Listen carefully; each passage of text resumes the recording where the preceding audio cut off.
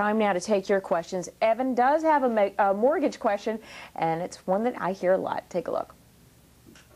My name is Evan Barnaby, and I'm just wondering, how do I get the best rate so that I'm paying the least money possible over time?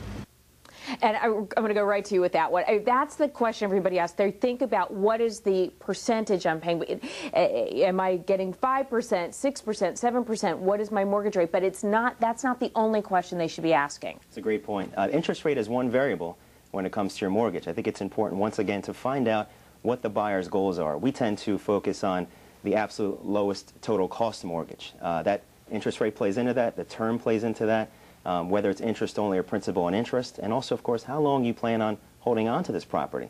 Best interest rate only comes from when, or your best interest rate will come from when you put down 20% and you have a 15-year mortgage. Well, that's not the right loan for someone that may only hold that property for a year or 24 months.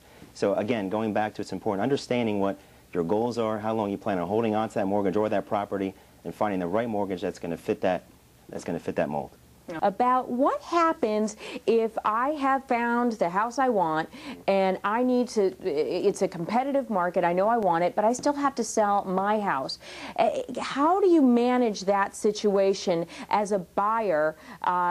You don't have the funds necessarily to buy that new house unless you sell your house. That's correct. There's a couple of options that you can take advantage of. One would be taking out a home equity line of credit or a second mortgage possibly on your existing residence. This will allow you to pull assets or pull reserves from your property, from the equity that you have currently, and apply those to the purchase of the new house in the event that you have to hold both mortgages for a given amount of time.